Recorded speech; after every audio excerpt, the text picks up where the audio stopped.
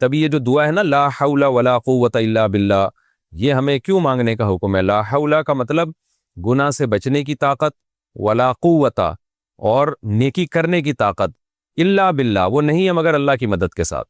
تو یہ بھی جذبہ ہمیں سکھایا گیا ہے پیغمبروں کی تعلیمات میں کہ ہم اللہ سے توفیق مانگا کریں، اور توفیق مانگ کے اللہ پہ چھوڑ نہ دیں کہ بس اللہ ہی جو کچھ کرے گا، کرنا وہی خود سے محنت کرنی ہے لیکن نسبت اللہ کی طرف کرنی ہے۔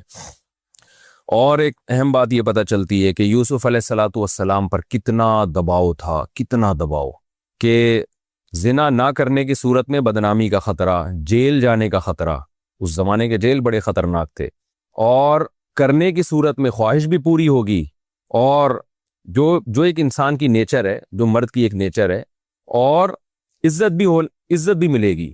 یعنی زنا کرانے والی تمام محرکات موجود تھے، اور زنا سے روکنے والے کا ایک محرک بھی موجود نہیں تھا۔ اتنی سختی کے باوجود بھی یوسف علیہ السلام کیا کہہ رہے ہیں؟ اللہ مجھے جیل زیادہ محبوب ہے اس گناہ سے جس کی طرف یہ عورتیں مجھے دعوت دے رہی ہیں۔ تو اس سے ہم جیسے لوگوں کو عبرت حاصل کرنی چاہیے کہ آج بات بات پہ بد نظری اور گناہ کو ہم اپنے لیے کتنے آرام سے حلال سمجھ لیتے ہیں، اور اپنے آپ کو کیا کہتے ہیں؟ مجبور ہیں۔ کتنے لوگ سودی بینکوں میں مینیجر بنے ہوئے ہیں، لاکھوں روپے ان کی تنخواہیں ہیں، ان سے جب کہا جاتا ہے کہ یہ حرام ہے تو کیا کہتے ہیں؟ بھئی یہ مجبور ہیں، اس غربت اور مہنگائی میں ہمارا گزارا نہیں ہوتا۔ کتنے لوگ ہیں جو بد نظری کرتے ہیں، ان کو جب سمجھایا جائے بھئی یہ حرام ہے، اللہ نے نظر جھکانے کا حکم دیا، وہ کہتے ہیں یار ہم مجبور ہیں، ہم سے برداشت ہی نہیں ہوتا۔ تو ہر گناہ کو ہم نے حلال کر لیا ہے اپنے لیے، چھوٹی چھوٹی مجبوریاں پیش کر کے۔ مکس گیدرنگ ہے، ناچ گانا ہے شادی میں، جب منع کیا جاتا ہے بھائی شادی میں مت جاؤ، یہ ناجائز ہے، لوگ کیا کہتے ہیں یار ہم مجبور ہیں، رشتہ دار ہم سے ناراض ہو جائیں گے، مسائل کھڑے ہو جائیں گے ہمارے لیے۔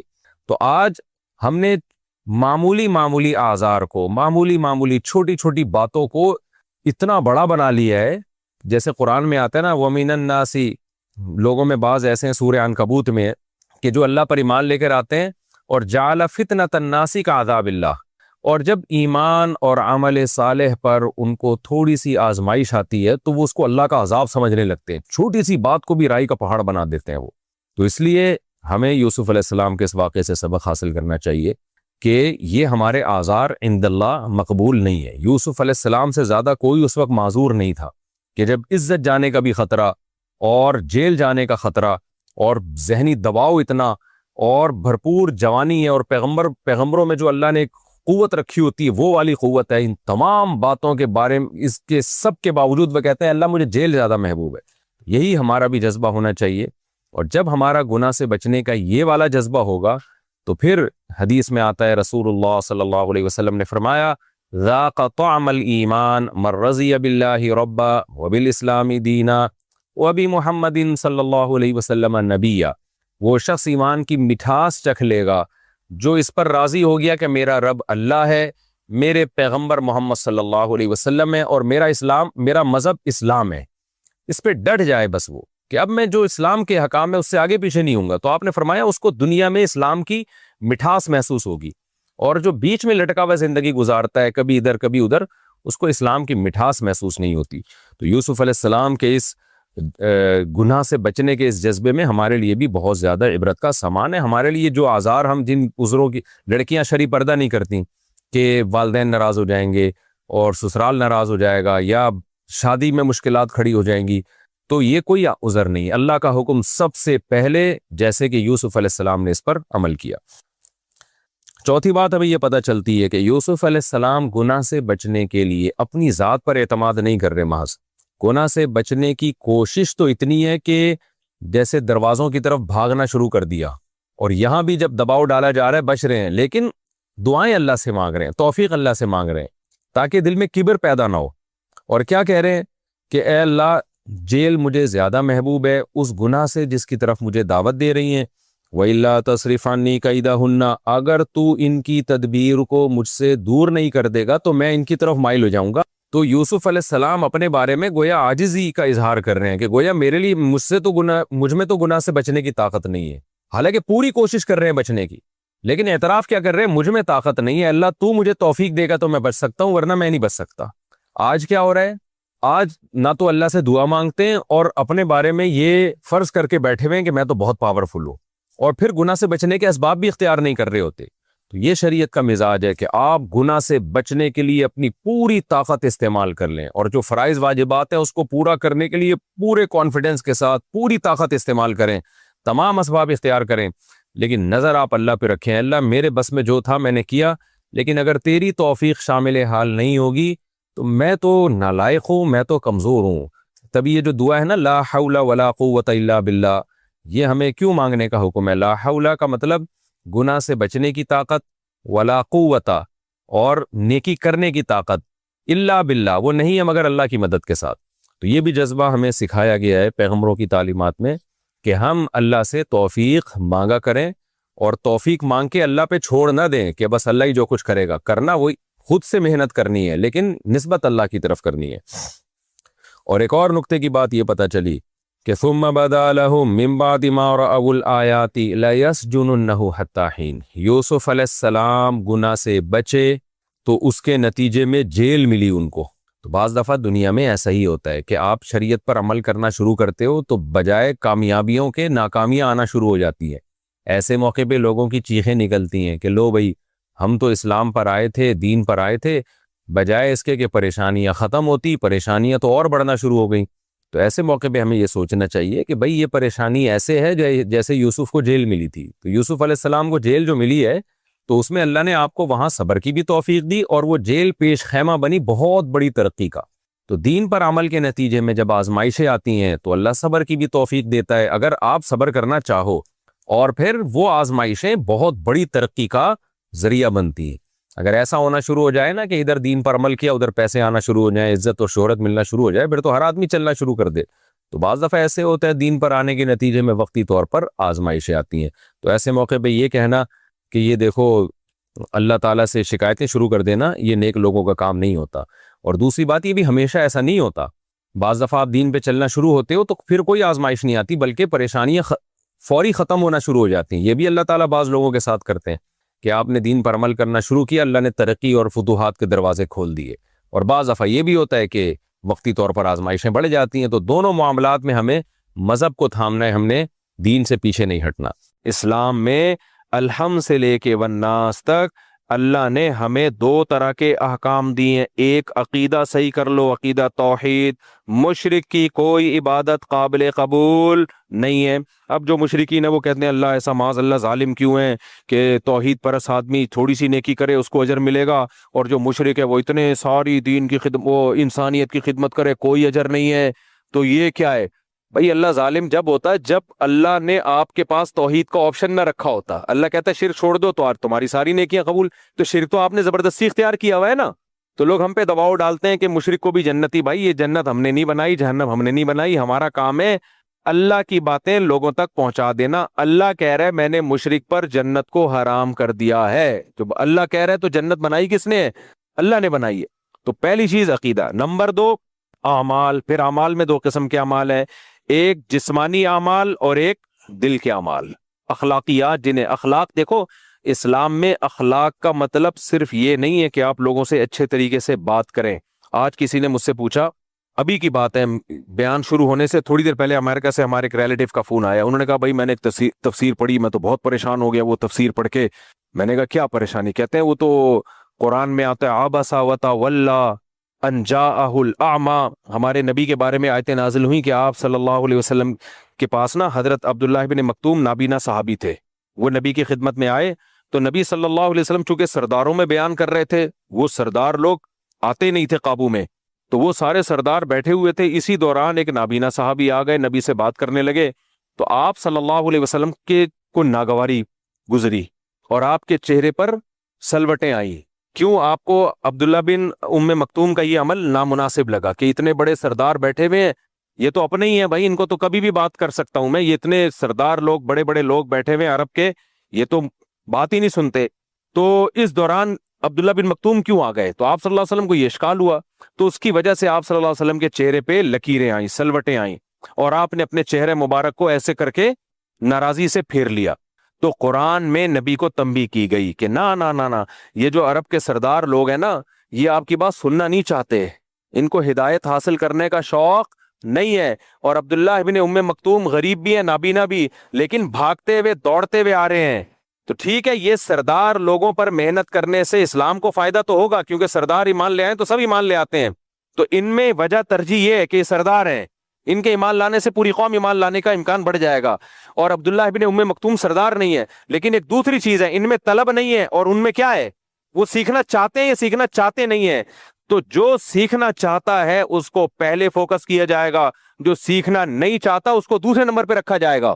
دیکھو، ایک شخص میرے پاس آتا ہے اور وہ مسئلہ پوچھنا چاہتا ہے، مفتی صاحب مجھے ایک مسئلہ پوچھنا ہے کہ نماز میں یہ غلطی ہو جائے تو نماز ہو جائے گی کہ نہیں ہو جائے گی۔ اس کو میں نہیں بتا رہا، اور اس کو بتا رہا ہوں جو پوچھ ہی نہیں رہا، اس کی نالج کو میں امپروو کر رہا ہوں، جبکہ وہ چاہتا ہی نہیں ہے، جبکہ وہ سیکھنا ہی نہیں چاہتا۔ یہ اتوار کا بیان ہے، لوگ آ رہے ہیں بیان سننے کے لیے، آ رہے ہیں یہاں بیٹھے ہوئے ہیں، اور میں آپ کے سامنے بیان نہیں کر رہا، میں چلا گیا ہوں پکڑ پکڑ کے باہر لوگوں کو تبلیغ کر رہا ہوں، ادھر آ یار بات سن بھائی، اپنے اخلاق درست کر لے۔ وہ کہہ رہے ہیں یار میں سننا ہی نہیں چاہتا، کیوں نہیں یار تو سننا نہیں چاہتا، لیکن میں چاہتا ہوں تو سیدھے راستے پہ آ جائے۔ تو آپ لوگ کو، آپ پریشان ہوگے نا، آپ بولو گے یار ہم آئے ہیں سننے کے لیے اتنی دور دور سے، مفتی صاحب ادھر ہمیں سنا نہیں رہے ہیں، اور جو سننا نہیں چاہتا آپ اس کو سنا رہے ہیں۔ تو نبی کے پیش نظر تو حکمت یہ تھی کہ ٹھیک ہے یہ سننا نہیں چاہتے، لیکن یہ سیدھے راستے پہ آ گئے تو پورا مکہ ہدایت پہ آ جائے گا۔ لیکن اللہ نے کہا ٹھیک ہے یہ بھی ایک ترجیح ہے، اس بیس پہ بھی ترجیح دی جا سکتی ہے، لیکن اللہ کی نظر میں طلبگار کو بے طلبوں پہ ترجیح دی جائے گی۔ جس کے دل میں طلب ہے، جو سیکھنا چاہتا ہے اس کو پہلے نمبر پہ رکھیں، اور جو سیکھنا نہیں چاہتا اس کو اس کے بعد رکھیں۔ یہ تنبیہ کی اللہ تعالیٰ نے۔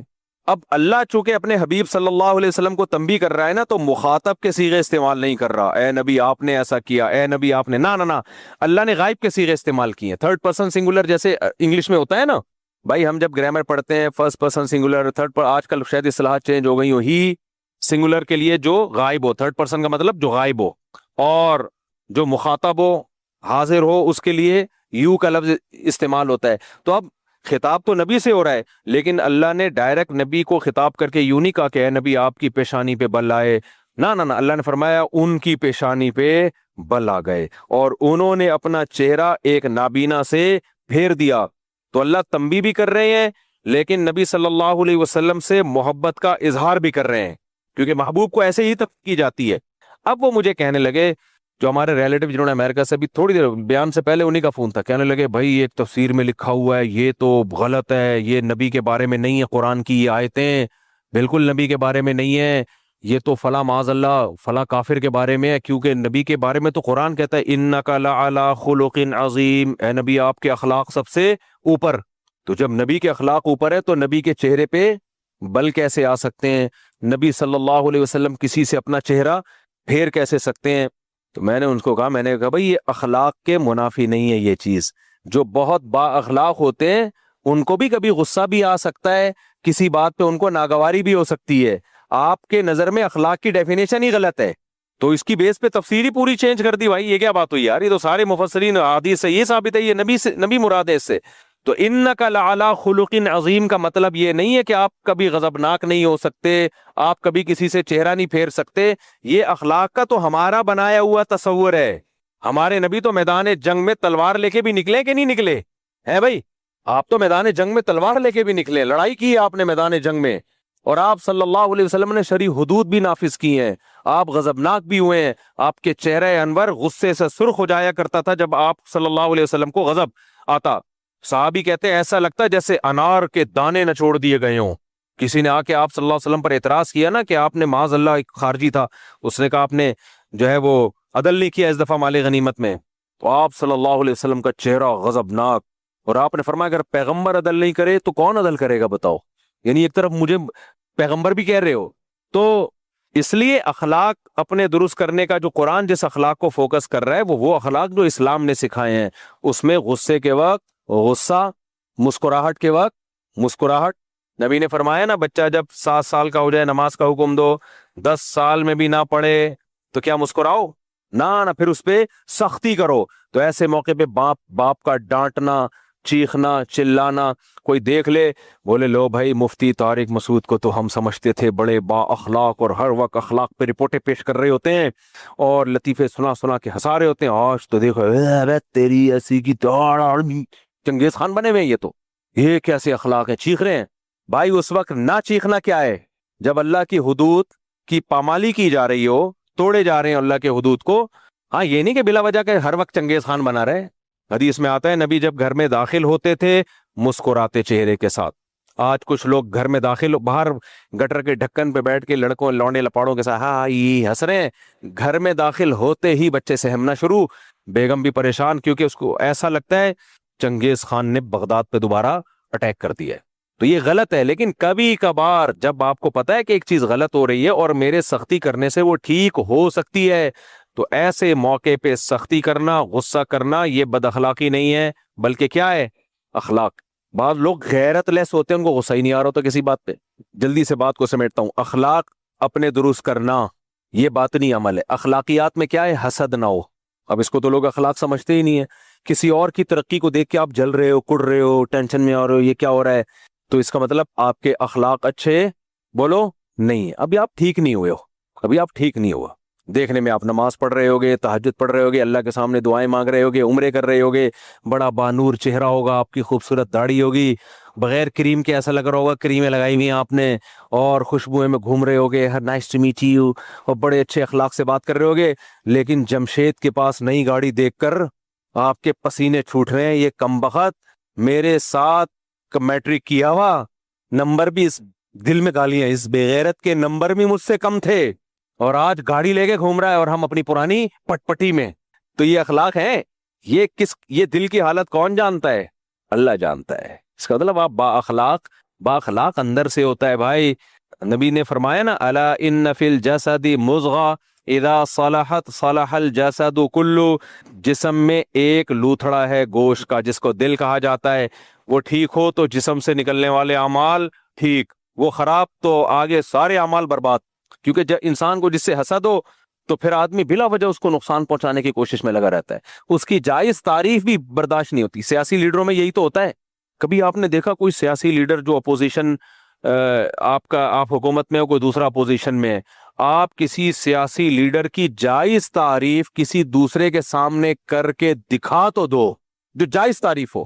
نہ ویسی اس نے یہ بیوقوف بنانے کے لیے کر رہا تھا. وہ آپ کو جب کسی سے بوجھ ہو جاتا ہے نا تو اس کے ہر اچھے کام میں کیڑے نکالے جاتے ہیں. اب یہ کیا بتاؤں یار، میرے پاس ایک صاحب آئے مجھے کہنے لگے تو حکومت کے چند پالیسیوں کے بارے میں نا، تو میں نے کہا یہ والی پالیسی بہت اچھی ہے، باقی تو میں حکومت سے بہت ساری چیزوں میں اختلاف کرتا ہوں، یہ کام خاندانی ہو رہا ہے. اور پھر میں نے اس کے ثبوت پیش کیے. میں نے کہا دیکھو یہ ہو گیا. کہتے ہیں اصل میں یہ کام تو کیے لیکن یہ صرف حکومت نے لوگوں کو بیوقوف بنانے کے لیے کیے. تو میں نے کہا یار اللہ کے بندے ہو، اگر کوئی اچھا کام کر رہا ہے، حالانکہ مجھ سے بڑا کوئی تنقید کرنے والا شاید کبھی خوشبو لگا کے آئے نا، تو جو تنقیدی کام ہے ممبر پہ بیان کرنے کے نہیں ہوتے، نجی محفلوں میں تو آدمی سب کچھ بولتا ہے. تو میں نے کہا یہ والا کام ٹائٹ کر دیا. کہہ رہے نہیں، اصل میں یہ کام ٹائٹ کیا لوگوں کو بیوقوف بنانے کے لیے تاکہ لوگ سمجھیں کہ ہم اچھے ہیں. میں نے کہا یار یہی اگر تمہارا لیڈر کر رہا ہوتا تو یہ تعویل کرتے کہ بیوقوف بنانے کے لیے. اپنے والے کے بارے میں جتنی باتیں وہ سب اخلاص پر مبنی تھیں، دل کی عطا گہرائیوں سے اس نے قوم کی خدمت کی. اور مخالف پارٹی میں کوئی اچھا کام ہے تو پبلک کو یا تو واضح قرائن ہو تو سب ٹھیک ہے مان لیں گے. تو یہ ہر جگہ ہی چل رہا ہے میرے بھائی. وہ ایک میں اکثر واقعہ سناتا ہوں. ایک خاتون سے ایک پڑوسن ملنے کے لیے آئی، بہن تمہاری بیٹی کی شادی ہوئی ہے، داماد کیسا ملا تمہیں؟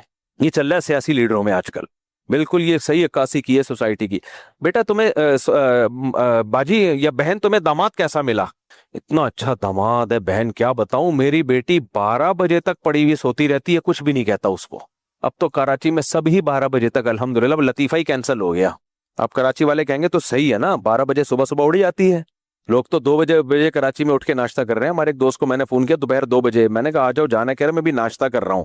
میں نے کہا جلدی نہیں ہو گیا کچھ اتنی جلدی ناشتہ؟ ڈاکٹر کی صحت کے خلاف ہے بھائی، تھوڑا لیٹ کرنا چاہیے ناشتہ.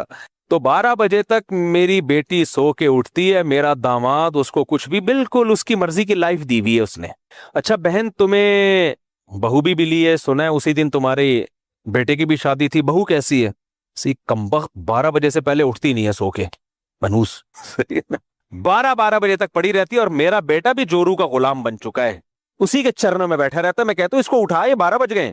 آپ اس کو لطیفہ سمجھ رہے ہو، لیکن ہم سب کی زندگیاں اسی اصول پہ گزرتی ہیں, سمجھتے ہو؟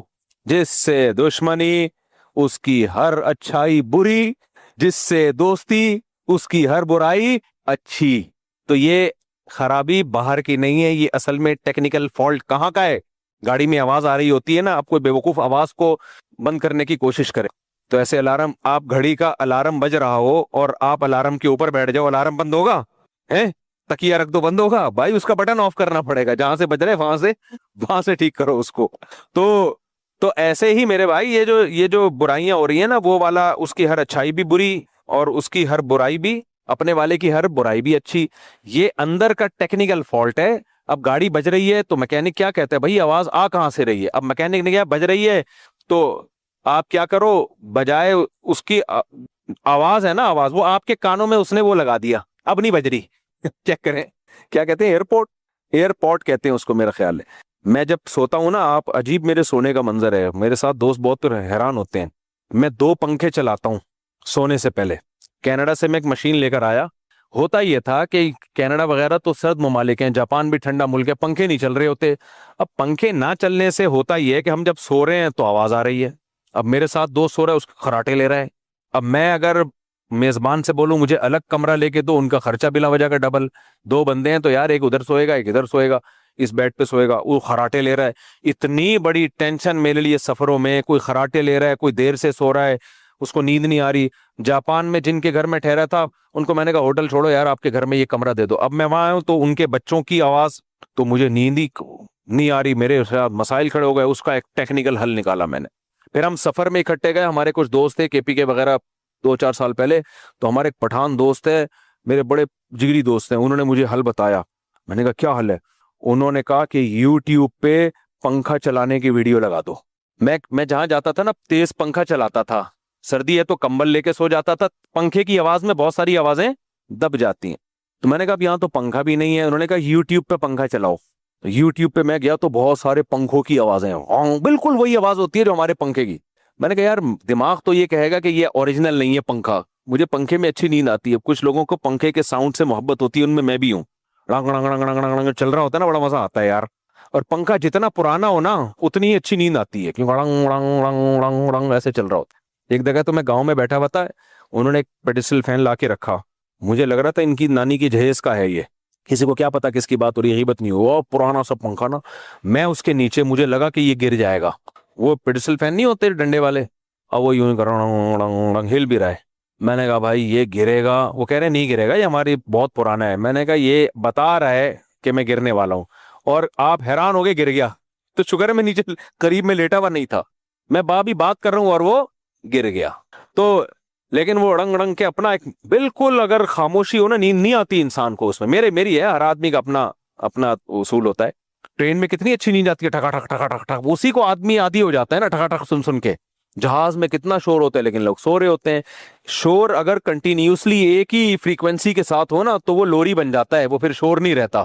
ہاں ایک دم سے کوئی چھینک رہا ہے آ کر کے, اور کوئی ناک صاف کر رہا ہے, کوئی خراٹ, پھر نہیں نیند آتی انسان کو. تو جو میرے دوست تھے خراٹے والے, ان کو بھی میں کہتا تھا کنٹینیوسلی اگر ایک ہی فریکوینسی کے ساتھ آپ خراٹے لو نا تو میں سو جاؤں گا, لیکن تمہاری فریکوینسی کیا ہوتی ہے یار, تھوڑی دیر کے بعد چینج.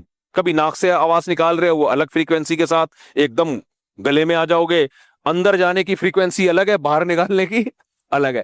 تو یہ نہیں ہوتا بھائی, یہ برداشت نہیں ہو رہا. ایک فریکوینسی کے ساتھ اگر کنٹینیوسلی خراٹے لو, پھر چپ نہیں ہونا, پھر چپ ہو کے دوبارہ خراٹے مارو گے, پھر نیند خراب ہوگی. لیکن وہ اس پہ عمل نہیں کرتے, اس لیے تو اس کا بہترین حل میں نے سوچا. تو مجھے ہمارے دوست نے بولا یار پنکھا یوٹیوب پہ لگا لو. یوٹیوب پہ نا بارشوں کی آوازیں بھی ہیں, پنکھے کی آوازیں بھی ہیں, بہت ساری آوازیں, جو پسند ہو وہ لگا کے سو جاؤ آپ. تو وہ مجھے بڑی زبردست چیز مل گئی. تو میں یوٹیوب پہ زور سے پنکھا لگا کے نا, پنکھے کی آواز. اس میں ہوتا ہے شروع میں تو آدمی کو لگتا ہے فیک ہے, تھوڑی دیر میں آدمی بھول جاتا ہے اور وہ یہی سمجھتا ہے کہ یہ پنکھا ہی چل رہا ہے. تو مجھے بڑی زبردست چیز ہاتھ میں آ گئی. تو اب میں جب کینیڈا گیا, ہمارے ایک دوست ہیں, انہوں نے کہا کہ مفتی صاحب یہاں تو باقاعدہ ایسی مشینیں ملتی ہیں پنکھے کی آوازوں کی, کیونکہ موبائل میں تو کبھی چل رہا ہے, پھر موبائل کی بیٹری. تو انہوں نے مجھے مشینیں دی. میں نے کہا مجھے 5 مشینیں چاہیے, کیونکہ چاروں گھروں میں ایک ایک رکھوں گا اور ایک اپنے ساتھ کبھی سفر میں. تو 5 مشینیں انہوں نے میرے لیے ارینج کی. تو اب وہ میں گھر میں لگاتا ہوں, وہ لگایا سوئچ اور पंखा जोर से चलना शुरू। पंखे की आवाज चेंज करना चाहते हैं तो उसमें ऑप्शन है। अगर आप चाहते हैं बारिश की आवाज लगाएं, तेज बारिश हो रही है वो लगा दें आप। उसका फायदा क्या होता है? इतनी लंबी मैंने आपको कथा सुना दी। एक तो इसलिए कि अगर किसी को ये मसला मेरी तरह है तो वही इस ऑप्शन को इस्तेमाल कर सकते। उससे फायदा ये होता है बच्चों के शो। आज क्या हुआ, आज मैं जो रात को मैं नहीं सोया, ना फजर के बाद भी बहुत कम सोया, आज मैंने बयान करना था, मैं जाग जाग के मेरी खोपड़ी बिल्कुल आउट, और मैंने कहा मुझे लाजमी 1.5 से 2 घंटे की नींद चाहिए वरना मैं बयान नहीं कर पाऊंगा, ना हो जाएगा बयान का। तो अब मैं जब घर गया हूं तो हमारे रिलेटिव आए हुए थे, कुछ बच्चों के शोर शराबे, तो मैंने कहा यार ये तो नींद का मसला खराब। तो मैंने अपना कमरा बंद करके 2 पंखे चलाए, मशीन वाला भी मोबाइल वाला भी। मशीन वाला भी फुल आवाज में और मोबाइल वाला भी। मोबाइल में ऐप इंस्टॉल कर दिए, फिर वो अपने कान, 2 इतने पावरफुल पंखे चले। शुरू में थोड़ी तकलीफ होती है, क्या शोर हो रहा है, शुरू में होती है थोड़ी, नया आदमी कहेगा भाई क्या शोर शराबा लगाया हुआ है भाई, होती है। लेकिन 5-10 मिनट के बाद आदमी उस शोर शराबे को भूल जाता है। तो ऐसा 1.5 घंटा गहरी नींद सोया हूं, उठा तो पंखे दोनों फुल स्पीड से चल रहे थे। समझते हो कि नहीं समझ? तो ये तो खैर आपके लिए एक पैकेज मैंने बताया है कि शोर शराबे में इस पैकेज को इस्तेमाल करें। उससे क्या होगा, उससे शोर खत्म नहीं हो जाएगा। शोर खत्म करने के लिए जहां से शोर शुरू है ना वहां जाके खत्म करना पड़ेगा। इस शोर में, इस नए शोर में पुराना शोर दब जाएगा। तो ये तो नींद के लिए एक टोटका है, लेकिन ये असल शोर का इलाज नहीं है, ये बेख्वाबी का तो इलाज है। शोर के इलाज के लिए मेरे भाई जो बच्चे चीख रहे हैं उनकी ट्यूनिंग और सर्विस करनी पड़ेगी। समझ रहे हो? तो हसद की बेस पे जो बुराइयां इंसान कर रहा होता है वो बुराइयां पंखे चलाने से ठीक नहीं होती। उसके लिए हसद को खत्म करना पड़ेगा, जेलिसी को खत्म करना पड़ेगा। जैसे गाड़ी में अगर शोर आ रहा है, आप मैकेनिक के पास गए, यार मैं जब चलाता हूँ शोर शराबे की आवाज आती है, उसने मेरे पंखे वाली मशीन लगा दी आपकी गाड़ी में कि ये चला लिया करो, दोनों पंखे चलाओ, मशीन वाला भी और मोबाइल वाला भी। आपने कहा ये चलाने से क्या होगा? मोबाइल की एलईडी में लगा दी उसने, ये फुल स्पीड में चलाया करो, उससे क्या होगा? आपको शोर की आवाज तंग कर रही है ना, वो आवाज नहीं आएगी आपको। तो वहां ये लॉजिक चलेगी? बोलोगे भाई आवाज जो आ रही है ना गाड़ी में, तो इससे ये जो पंखे चला के मैं गाड़ी में सो तो जाऊंगा लेकिन गाड़ी का तो बेड़ा गर्क हो जाएगा ना। तो गाड़ी का फॉल्ट पकड़ भाई, तू कहां से आवाज आ रही है, ये आवाज कहां से आ रही है? तो ऐसे ही मेरे भाई जेलिसी की बेस पे जो इंसान बुराइयां कर रहा होता है उसके लिए जरूरी है कि अंदर के ट्यूनिंग सर्विस की जाए, हसद को खत्म करने की कोशिश की जाए। वो कैसे खत्म होती है? पैगंबरों ने बताया भाई, सबसे पहले तकदीर पर ईमान, जो मुकद्दर में है वो होके रहेगा। जिसकी किस्मत में लैंड क्रूजर थी वो मिल के रहेगी, जिसकी किस्मत में चिंची है वो चिंची ही पे रहेगा। अल्लाह के खजानों से आप जबरदस्ती कुछ भी हासिल नहीं कर सकते, अपने आप को टेंशन देने के अलावा कुछ भी नहीं। तो अल्लाह की तकदीर पे राजी रहो। नंबर 2, दुनिया मुसाफिर खाना है। लैंड क्रूजर वाला भी कुछ दिन में कब्र में कीड़े खा रहे होंगे, रक्शे वाले की भी कब्र में कुछ दिन में कीड़े खा रहे होंगे। खत्म। तो क्या ऐसी चीज के पीछे भागना जो आर्जी है? क्या ख्याल है अब मैं फिरौन से जलना शुरू कर दूं, फिरौन को इतनी बड़ी हुकूमत मिली थी, मुझे क्यों नहीं मिली? भाई वो मर गया, खत्म, क्या फायदा? तो आज के जो फिरौन है वो भी मर जाएंगे, तो सब खत्म। तो चंद चीजें, वो तो एक अलग टॉपिक है, हसद का इलाज कैसे होता है। बताने का मकसद ये है कि अंदर के इंसान को जब तक मैं और आप ठीक नहीं करेंगे उस वक्त तक हम जन्नत में नहीं जा सकते। देखो कोई किसी को हसद की इलाज की कोशिश कर रहा है, फिर भी हसद खत्म नहीं हो रहा, लेकिन वो जिससे हसद हो रही है ना, उस हसद हो रहा है उसको नुकसान नहीं पहुंचाता, सब्र करता है, तो भी जन्नत में चला जाएगा। बाज दफा ये होता है कि आपको अपने किसी दोस्त की कामयाबी का सुन के जलने लगे आप, लेकिन आपको एहसास हो गया कि यार ये गलत हो रहा है, मुझे जलना नहीं चाहिए, एहसास हो गया, और आपने उसको कोई नुकसान नहीं पहुंचाया, तो भी ये अल्लाह की रहमत है कि जो चीज इख्तियार में ना होना, अल्लाह उस पर गुनाह नहीं देता, सजा नहीं देता। तो आप क़यामत के दिन अल्लाह आपसे ये नहीं कहेगा तू जला क्यों, आप कहोगे अल्लाह जला तो था लेकिन मैं इस जलने पे निदामत थी, मुझे खुद बू आ रही थी अपने अंदर से जलने की, दूसरे को बू आए ना आए मुझे खुद आ रही थी। तो अगर आपको अपनी बुराई का एहसास भी हो गया तो अल्लाह की रहमत इतनी बड़ी, अल्लाह उस पर भी बख्श देगा। चल भाई तुझे एहसास तो था ना। तो इसलिए उलमा ने लिखा है कि हसद अगर किसी से पैदा हो रहा है लेकिन आप उसके तकाजे पे अमल नहीं कर रहे, आप अपने आप को ब्रेक लगा के रखते हो, तो इस पे अजर मिलता है उल्टा कि आपने मुजाहिदा किया नफ्स के खिलाफ, क्योंकि जो आपके बस में था वो आपने कर लिया। और जो अब जब ऐसा करेंगे तो आहिस्ता आहिस्ता हसद ही खत्म हो जाएगा। तो अखलाक को दुरुस्त करना जरूरी है। तो अखलाक में मुस्कुरा के बात करना भी है, दिल भी है, दिल में दुनिया की मोहब्बत ना हो, दुनिया को मुसाफिर खाना समझे, तकब्बुर ना हो, खुद पसंदी ना हो। खुद पसंदी क्या होती है? اب بتاؤ یہ چیزیں ہماری سوسائٹی میں ہیں نا؟ چند مرسومات ہیں ان کو مذہب سمجھ لیا ہے. یہ تو اسلام تو اندر سے ٹھیک کرتا ہے آپ کو، حسد ختم کرے گا آپ کی. پھر خود پسندی، تکبر اور خود پسندی، یہ دو بڑی خطرناک بیماریاں. خود پسندی کیا ہے؟ اتنے ہیں نہیں جتنا سمجھنا شروع کر دیا. اتنے ہیں نہیں، اس کو عربی میں کہتے ہیں عجب. اپنے آپ کو سمجھ رہے ہیں پتہ نہیں میں کیا چیز ہوں بھائی. کچھ لوگ اس خود پسندی میں ہوتے ہیں. اس کا نقصان کیا ہوتا ہے کہ پھر سامنے والا اس لیول کی رسپیکٹ ان کو دیتا نہیں ہے تو یہ ٹینشن میں جاتے ہیں، سمجھتے ہیں میں تو اس لیول کا ہوں. اب 11ویں اسکیل کا آدمی اپنے آپ کو 22ویں گریڈ کا سمجھنا شروع کر دے تو ٹینشن میں جائے گا کہ نہیں جائے گا؟ لوگ تو اس کو 22 گریڈ والا پروٹوکول نہیں دیں گے، لیکن اس کو نہیں ملے گا تو وہ ٹینشن میں. تو اس کا علاج کیا ہوگا؟ جتنے اسکیل ہیں اس کو بتایا جائے تیرے اتنے ہیں، یہ والا اگر تجھے پروٹوکول نہیں ملتا نا تو تیرا غصہ ٹھیک ہے، لیکن 22ویں والا نہیں ملے گا میرے بھائی. ایک ڈاکٹر ہے انڈیا کا، وہ بڑی دلچسپ باتیں کرتا ہے. وہ کہتا ہے جو جم جانے والے لوگ ہیں نا وہ بوڑھے نہیں ہوتے. وہاں اس کی جم سے مراد ہے جو غیر ضروری، آپ کا دیکھو نا جم میں جو یہ اتنے اسپیڈ بریکر بنا رہے ہوتے ہیں، یہ واقعی صحت کے لیے نقصان دہ ہے. کیونکہ آپ کا وزن جب بہت زیادہ بڑھ جاتا ہے، بے شک وہ ماس کا وزن ہو، وہ گوشت کا وزن ہو، تو بھی ہڈیاں اتنا بوجھ اٹھاتی ہیں تو اس کا نقصان ہوتا ہے. تو باڈی کا ویٹ مینٹین ہی رکھنا چاہیے، چاہے فیٹ ہو یا گوشت ہو. تو ویٹ بہت زیادہ بڑھنا بہرحال صحت کے لیے نقصان دے. تو اس نے بڑی زبردست بات کی، اس نے کہ جو جاتے ہیں نا جم میں یہ بوڑھے نہیں ہوتے. سامنے والے نے پوچھا زبردست یار بوڑھے نہیں ہوتے؟ اس نے کہا وجہ اس کی کہ جوانی میں ہی ٹپک جاتے ہیں یہ جوانی میں ہی. حقیقت ہے بہت سے ایسے ہیں تھوڑے دنوں میں وہ ٹہل جاتے ہیں وہ. تو اللہ ہم سے اخلاق کے بارے میں پوچھے گا، اندر سے کیسے تھے تم. اور پھر ظاہری اعمال، اس میں سب سے پہلے نماز، زکوٰۃ اور بار بار معاہدوں کی پابندی. کیریکٹر لیس آدمی اللہ کے ہاں قابل قبول نہیں ہے. زبان کا کیسا ہے تو؟ کیریکٹر لیس، معاہدوں کی پابندی، جس پر میں 1-2 ہفتے پہلے ڈیٹیل میں بیان کر چکا ہوں. کرایہ ٹائم پہ آپ دیتے ہو کہ نہیں دیکھتے؟ مالک مکان کو ترساتے تو نہیں ہو؟ آپ کسی کی گاڑی استعمال کر رہے ہو، اپنی گاڑی سمجھ کے چلا رہے ہو یا کسی اور کی چیز؟ آپ دیکھو اپنی گاڑی کیسے چلاتے ہیں اور اداروں کا مال کیسے استعمال کرتے ہیں.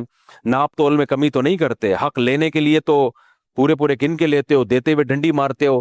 یہ ساری اخلاقیات آپ کے شر سے پڑوسی محفوظ ہیں یا نہیں ہیں؟ آپ کے شر سے آپ کے پڑوسی کا آپ کے بارے میں کیا تبصرہ ہے کہ یار اچھا پڑوسی مل گیا ہمیں، بڑا خاندانی آدمی ہے کہ اس کی وجہ سے ہمیں فائدہ ہے. بصرہ میں ایک تابعی نے ایک گھر بیچا، قیمت ڈبل لگائی اس کی. کسی نے کہا اتنا مہنگا گھر نہیں ہے، سستا ہونا چاہیے. انہوں نے کہا میں نے اس میں ایک صحابی رسول رہتے ہیں میرے پڑوس میں، اس پڑوس ہونے کی قیمت بھی لگائی ہے. تجھے فری پھوکٹ میں اتنا اچھا گھر نہیں دوں گا جس کے پڑوس میں اتنے عظیم صحابی رہتے ہوں. کیوں؟ ان کی تجھے صبح و شام زیارت ہوگی، ان سے تجھے سیکھنے کا موقع ملے گا. تو ایسے ہی پکڑا دوں میں تجھے؟ اتنا عظیم پڑوس چھوڑ کے میں جا رہا ہوں، میں کیوں جاؤں گا؟ بعض لوگ کہتے ہیں نا گڈ ول کی بھی ایک ویلیو ہوتی ہے نا. تو گھر کی گڈ ول صرف اس سے نہیں بنتی کہ یہ ڈیفنس میں ہے یا کلفٹن میں، اس سے بھی بنتی ہے اڑوس پڑوس میں ہیروئن کی چرسی رہتے ہیں یا نیک لوگ رہتے ہیں. ماں باپ اپنے بچوں کو اچھے علاقوں میں لے کے جاتے ہیں، چرس پی رہے ہوتے ہیں، کیونکہ پڑوس میں کون سا بچہ رہتا تھا؟ چرسی رہتا تھا. تو گڈ ول کی بھی ویلیو ہوتی ہے. اس کا مطلب یہ نہیں کہ وہ صحابی رسول کی قیمت لگا رہے ہیں. صحابی رسول کی قیمت نہیں لگا رہے، وہ صحابی رسول کی صحبت کی قیمت لگا رہے ہیں کہ اتنی عظیم صحبت تجھے مل رہی ہے تو یہ صحبت میں چھوڑ کے جا رہا ہوں، قربانی دے رہا ہوں. اس کے اگر مجھے اتنے پیسے ملیں گے تو دوں گا کیونکہ میری ضرورت تھی، ان کی کوئی ضرورت تھی، ورنہ میں نہیں دوں گا. تو یہ سارے بھائی اخلاقیات اور اعمال ہیں جس کو فوکس کرنا ہے. اور آج ہم جو مذہبی طبقہ ہے نا وہ اس کو فوکس نہیں کر رہا. اس نے چند چیزیں بنا لی ہیں، اسی پہ چل رہے ہیں. تبھی پوری دنیا میں لوگ انگریزوں کی تعریف کر رہے ہوتے ہیں، مسلمانوں کی برائیاں کر رہے ہوتے ہیں. یہ 2 نمبر ہیں. لیکن آپ ربیع الاول اور محرم میں دیکھ لو، ایسا لگتا ہے مسلمان سے بڑا عاشق رسول اس کائنات میں پیدا ہوا ہی نہیں. اور کمبخت چوری کرے گا اور اس چوری سے عمرہ کرنے جائے گا. مسجدوں میں کرپشن کے بعد سب سے پہلے کمیٹی کہاں جاتی ہے؟ عمرہ کرنے کے لیے جاتی ہے ان پیسوں سے. سمجھ رہے ہو؟ تو یہ سارا حساب کتاب چل رہا ہے. تو ہم تو بھائی آپ دیکھ رہے ہو قرآن اور سنت جو کتنے سالوں سے درس ہو رہا ہے، اسپیچز پہ بھی میرے تفسیر کے لیکچر، میں بھی کوشش کر رہا ہوں کچھ مجھے بھی وہ چیزیں ملیں جن کو ہم نے فوکس کیا ہوا ہے. وہ قرآن میں مل نہیں رہی. قرآن میں یہی مل رہا ہے، نماز پڑھو، اخلاق اچھے کرو، حسد نہ کرو، اور مال جمع کر کے جو کنجوسی کرتے ہیں برے ہیں، اللہ کو خرچ کرنے والے پسند ہیں. ماں باپ کا خیال کرو، رشتے جاری جوڑو، رشتے مت توڑو، اور بوڑھوں کا اکرام کرو. صحیح ہے نا؟ اور جو ہے یتیم کو کی کفالت کرو، بیوہ عورتوں سے نکاح کرو، یتیم کی کفالت کرو، یتیم کا مال مت کھاؤ، وراثت ٹائم پہ دو، ساری اگر یہ خدا کی قسم صفات ہمارے اندر پیدا ہو گئیں تو یہ مسلمان نہیں، یہ فرشتے، لوگ کہیں گے زمین پہ فرشتے اترے ہوئے ہیں، کیا کہیں گے؟ صحابہ کرام کئی ملک، پتہ ہے اسلام انہوں نے پورے کنٹری مسلمان ہوئے صرف صحابہ کو دیکھ کے، انہوں نے کہا یار یہ عجیب لوگ ہیں، ایسا تو ہوتا ہی نہیں ہے۔ صحابہ مال بیچ رہے ہوتے، وہ خریدتا، کہتے بھائی یہ فالٹ ہے اس میں، یہ دیکھ لو یہ کیا ہے، یہ فالٹ ہے۔ کہہ رہے فالٹ کون بتاتا ہے؟ کہہ رہے بھائی ہمارے نبی نے بولا ہے کہ جس نے اپنی چیز بیچی اور اس میں دھوکہ دیا وہ ہم میں سے نہیں ہے، تو ہم تو نبی کے ہاتھ پہ ایمان لائیں تاکہ قیامت میں نبی کے ساتھ ہو۔ اگر میں نے گندم، جو ایک نبی بازار میں گئے تو اوپر خوش گندم تھی نیچے گیلی، آپ نے ہاتھ ڈالا تو نیچے گیلی گندم، آپ نے کہا کہ تم نے بتایا کیوں نہیں کہ یہ نیچے گیلی گندم ہے اور اس کو اوپر کیوں نہیں رکھا؟ پھر آپ نے فرمایا جو دھوکہ دے کے تجارت کرے وہ ہم میں سے نہیں ہے۔ تو صحابہ کی ایسی خاندانی جماعت تیار ہوئی تھی نا کہ ملکوں کے ملک صرف ان کی تجارتوں کو دیکھ کے مسلمان ہوئے ہیں کہ بھائی یہ، پھر وہ تاجر ایسے سخی، ایسا غریبوں پہ، میں نے یہ چیز ساؤتھ افریقہ کے مسلمانوں میں دیکھی ہے۔ ساؤتھ افریقہ کے اور افریقہ کے جو مسلمان تاجر ہیں نا، وہاں کے غیر مسلموں پہ لٹاتے ہیں ایسے پیسہ، کہتے ہیں یہاں کے غیر مسلم ہم سے اتنا خوش ہیں، بقرعید میں کہتے ہیں یہ دے دنا دن، کہتے ہیں ایسا لگتا ہے ان کی عید ہے ہماری عید نہیں ہے، کیونکہ وہاں تو بہت غربت ہے نا، ساؤتھ افریقہ میں تو نہیں، باقی افریقہ میں۔ تو میں ان کو اور پاور بھر کے آتا ہوں، میں کہتا ہوں اتنا کھلاؤ، ان کا اتنا خیال کرو، بولو بھائی یہ ہمیں کس نے حکم دیا ہے؟ اللہ نے۔ تو مسلمان کا یہ امیج جانا چاہیے، ابھی کچھ اور ٹائپ کا امیج جا رہا ہے، وہ بالکل بہت غلط قسم کا امیج جا رہا ہے۔ ابھی بلاک ہو جائیں گے، روڈ ووڈ بند ہو جائیں گے، آپ دیکھنا سگنل مارکیٹ سے شرط، ایمبولینس کو راستہ نہیں ملے گا، کہیں بھی نکلو ادھر سے جلوس آ رہا ہے ادھر سے گھما کے جاؤ، محرم میں الگ جلوس، ربیع الاول میں الگ، پھر سفر میں الگ، پورا مہینہ جلوسوں کی نظر ہی ہو جاتا ہے۔ میرے بھائی ہمارا اخلاقیات تو ہمارے پاس رہی نہیں ہے، تو پھر اللہ اگر مان لے تو ٹھیک ہے، نہیں مانے گا تو پھر اللہ کو منوانے، اللہ کہے گا جو میں نے قرآن میں جن چیزوں کو فوکس کیا تھا اس کو فوکس کرو گے تو مانوں گا، ادروائز نہیں۔ اللہ عمل کی توفیق عطا فرمائے۔ بس اذان کے فوراً بعد جماعت کھڑی ہو جائے گی۔ مفتی صاحب میری ایج 15 سال ہے اور میں ٹریڈنگ کرتا ہوں، میرا ٹریڈنگ سے 250 لاکھ 2.5 لاکھ 3 لاکھ کماتا ہوں، ماشاءاللہ 15 سال میں، اور میرا گھر والوں کو نہیں پتا یہ میرے لیے حلال ہے یا حرام۔ کیا مطلب میرے گھر والوں کو نہیں پتا؟ اور ٹریڈنگ میرے لیے صحیح بھی ہے یا نہیں ہے؟ بھائی حلال ٹریڈنگ اگر کر کے 2.5 لاکھ روپے کما رہے ہو، سبحان اللہ یار، سبحان اللہ، تو یہ گھر والوں کو نہیں پتا۔ انٹرنیٹ پہ آج کل لوگ نوٹ چھاپ رہے ہوتے ہیں، تو ابا کو اپنے بتا دو، اماں ابا کو بتا دو، ابا اماں خیر خواہی ہوتے ہیں، باقیوں کو نہ بتاؤ، وہ کھا جائیں گے پھر نا، بیوقوف بنا کے کاروبار کے نام پہ نہیں۔ لیکن اب باپ سے زیادہ خیر خواہ کون ہوتا ہے؟ بتانا اس لیے ضروری ہے کہ یہ عمر آپ کی بگڑنے کی بھی ہے، اس عمر میں اتنا پیسہ آنا شروع ہو جائے تو سٹے بازی میں بھی لگ سکتا ہے، لڑکیوں میں لگ سکتا ہے، 20 تو ابا نگرانی کریں گے، اور ابا پہ لازم ہے کہ ایسا نہ ہو کہ ابا ہی سارے کھا جائیں، تو وہ ابا بن کے دکھائیں۔ مفتی صاحب کیا لکھا ہے؟ نیو کراچی کی ایک مسجد میں ایک امام نے یہ کہا ہے کہ شیعہ کے 12 امام اور سنی کے 4 امام حضور صلی اللہ علیہ وسلم کے قدم کی خاک کے برابر بھی نہیں ہے، یہ بات ٹھیک ہے؟ ظاہر ہے نبی کی قدم کے خاک کے برابر کون ہو سکتا ہے؟ کوئی بھی امام نہیں ہو سکتا، اس میں کون سی مفتی سے آپ نے بتایا تھا کہ دبلے پتلے لوگوں کے لیے جو، کیا لکھا ہے یار اب پورا یاد نہیں، دبلے پتلے لوگوں کے لیے ناسکا میں 3 قسم کے، بھائی پڑھ کے بتانا کیا لکھا ہوا ہے۔ تنقید کرنا ہے آپ کی بات کرنا، آپ کے باپ کے آپ نے کہا تھا ایک شخص نے نوکری چھوڑ کر کاروبار کیا، اس میں خسارہ ہوا جس کی وجہ سے اس کی موت واقع ہو گئی۔ روزی کے ظاہر اس کا ذمہ تو اللہ، رزق تو اللہ کے ذمہ ہے، وہی راستہ دکھاتا ہے، ہمیں رزق کی کوشش تو کرنی چاہیے نا، کیونکہ نفع ہو یا نقصان، نوکری چھوٹ جانا یا وغیرہ وغیرہ، اگر انسان، میں سمجھ گیا ان کا سوال کیا ہے۔ دیکھو میں نے ایک بندے کا واقعہ سنایا تھا، اچھے والی جاب چھوڑی، کاروبار کروں گا، نوٹ چھاپوں گا، کاروبار چلانی، جاب بھی گئی، خودکشی کی ہے اس نے، بچ گیا خیر۔ تو کہہ رہے ہیں رزق کا وعدہ تو اللہ نے کیا ہے، اب انسان کوشش تو کرتا ہی ہے، یہ ان کے سوال کا خلاصہ۔ اس بیچارے نے کوشش کی، کوئی غلط تو نہیں کیا؟ غلط کیا، اس لیے کہ شریعت کی تعلیمات یہ ہیں کہ دع ما یریبک الی ما لا یریبک، نبی نے فرمایا جس چیز میں تردد ہو اس کو چھوڑ دو، جو یقینی ہو اس کو لے لو۔ اب یقینی جاب تھی جو لگی بندی گورنمنٹ جاب تھی، پیسے آ رہے تھے، آتے رہتے، آپ کو کاروبار کا پتہ نہیں تھا چلے گا بھی نہیں کہ بھی نہیں چلے گا، آپ نے رسک لے لیا، زیادہ بڑے ہاتھ مارنے کے چکر میں. تو یہ شریعت کی تعلیمات کی خلاف ورزی ہے. جب خلاف ورزی کرو گے تو پھر تھوڑی اللہ کا وعدہ ہے.